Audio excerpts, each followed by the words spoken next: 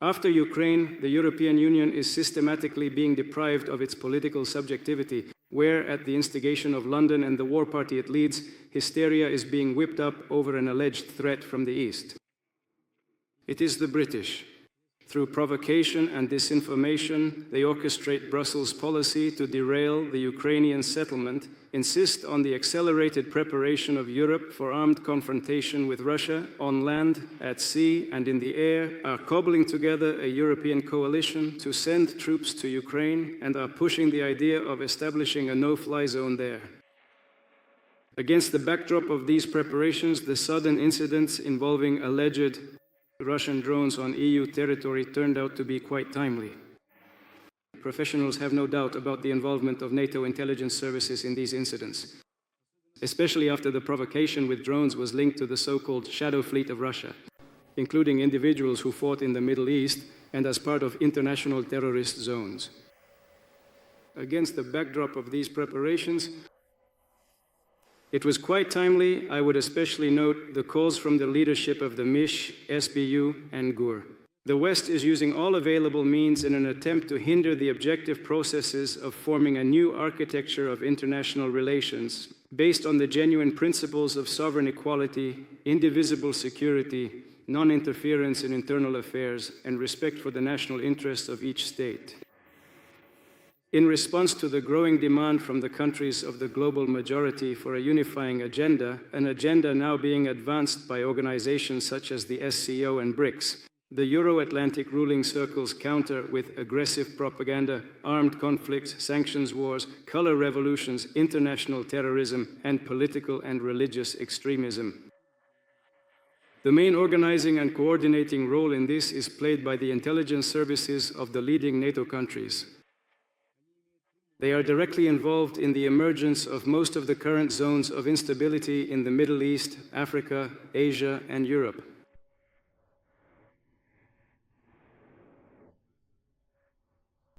After Ukraine, the European Union is systematically being deprived of its political subjectivity, where, at the instigation of London and the war party it leads, hysteria is being whipped up over an alleged threat from the East.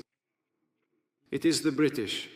Through provocation and disinformation, they orchestrate Brussels' policy to derail the Ukrainian settlement, insist on the accelerated preparation of Europe for armed confrontation with Russia on land, at sea, and in the air, are cobbling together a European coalition to send troops to Ukraine, and are pushing the idea of establishing a no-fly zone there. Against the backdrop of these preparations, the sudden incidents involving alleged Russian drones on EU territory turned out to be quite timely. Professionals have no doubt about the involvement of NATO intelligence services in these incidents, especially after the provocation with drones was linked to the so-called shadow fleet of Russia. Let me remind you that from the very beginning, London has been the driving force behind the campaign to counter it, seeking to organize a naval blockade of Kaliningrad and our ships in the Baltic. To realize Britain's ambitions to inflict a strategic defeat on Russia, Zelensky was guaranteed the necessary resources and given carte blanche to build what is, in effect, a fascist dictatorship. All power in the country has been consolidated in the hands of his office. Local governance is carried out by military administrations, the remnants of the opposition in parliament have been suppressed, undesirables are physically eliminated, and strict censorship is enforced everywhere. At the same time, the Kiev regime itself, its security apparatus is completely controlled by the British. According to reliable information we possess, it is under the patronage of British intelligence services that acts of terrorism and sabotage are being carried out on the territory of the Russian Federation. Special units of the British Armed Forces are directly involved in combat operations. Together with MI6, they plan raids by Ukrainian sabotage groups into Russia's border regions and attacks on critical infrastructure targets. This includes the use of unmanned aerial vehicles, unmanned boats, and combat divers.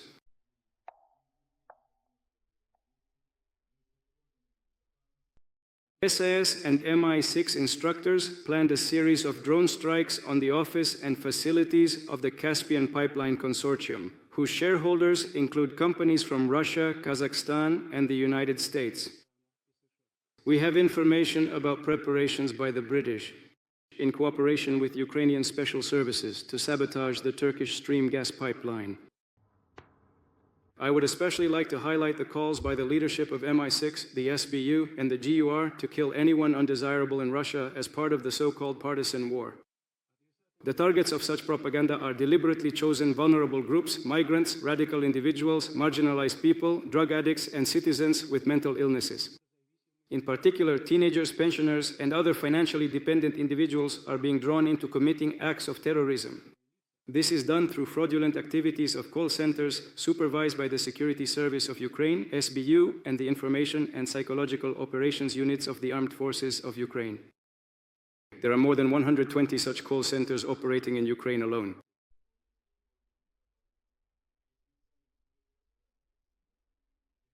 As for citizens arriving from Central Asia and the Caucasus, the British favored tactic of pitting peoples against each other along religious and national lines is being employed.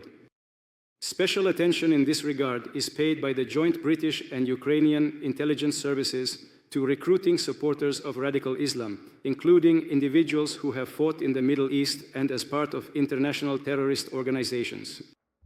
Overall, each targeted group is approached with its own specific strategy. The coordination of terrorist activities is carried out remotely using messengers and social networks. Weapons and means of attack are delivered into Russia. This is done through third countries, and the couriers are usually kept in the dark about what they are transporting.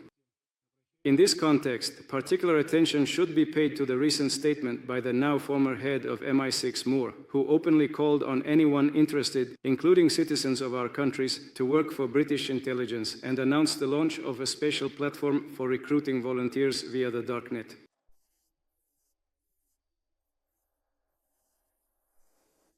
The primary and most significant threat to the security of the CIS states remains international terrorism.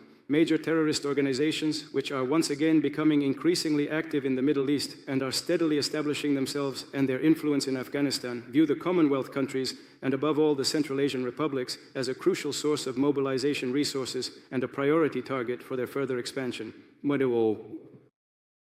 After Hayat Tahrir al-Sham came to power in Syria, and amid the ongoing significant escalation by Israel, we are witnessing a multiple and alarming increase in the number of online communities actively promoting jihadist ideology, as well as a noticeable rise in the number of our citizens intending to travel to the Middle East to join dangerous terrorist groups. The routes used by such individuals to enter Syrian territory through Turkey and the Persian Gulf states are controlled by foreign intelligence agencies. Among their tasks is the selection of candidates for recruitment and redirecting them to carry out terrorist attacks in their countries of origin.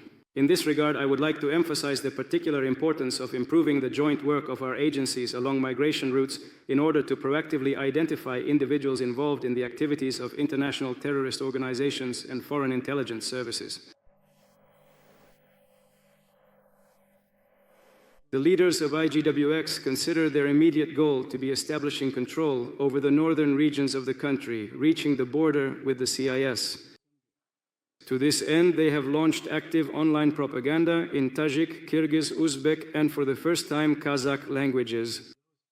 Recruitment of members from local communities is being carried out directly in the area of their presence.